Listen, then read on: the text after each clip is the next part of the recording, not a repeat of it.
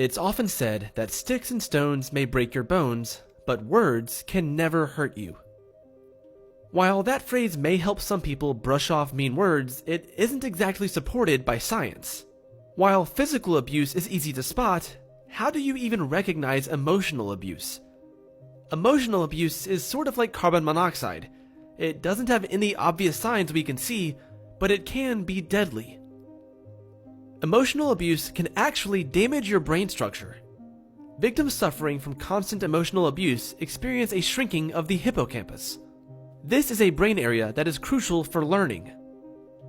The hippocampus plays an important role in your short-term memory, and for learning, short-term memory retention is the first step. Any piece of information in your brain is first stored in your short-term memory before it can either be converted into permanent memory or deleted. Without short-term memory, there can be no learning. This damage to the hippocampus is a lot more disturbing than scientists initially thought. When you are under stress, your body releases a stress hormone known as cortisol. Researchers found that cortisol attacks the neurons in the hippocampus and causes it to reduce in size.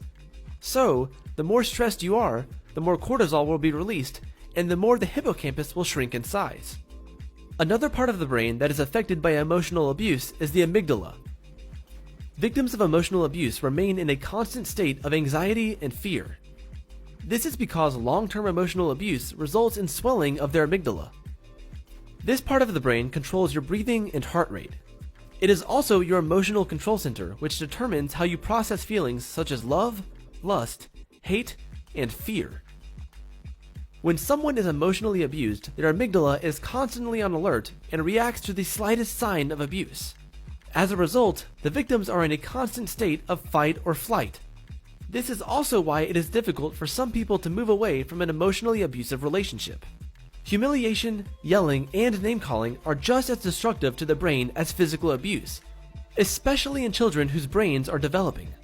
In one study, researchers found that young, healthy adults who had been bullied in their adolescence showed a lack of connection between the right and left sides of the brain. Failing to develop these connections in the brain increases the chances of anxiety, depression, anger, hostility, dissociation, and drug abuse in later ages. When a person is emotionally abused, their brain goes into survival mode. The brain attempts to protect itself by rerouting abundant levels of stress and pain to avoid overload. Areas of the brain that are important for the functioning of cognition and behavior are smaller in people who are emotionally abused, and these are lasting impacts. As a result, they are unable to have a healthy response even when there is no longer a present threat or traumatic situation.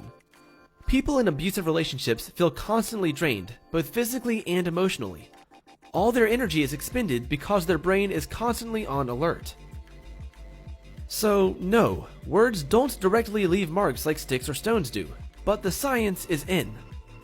The way we treat each other on an emotional level can have effects that last far longer than a broken bone.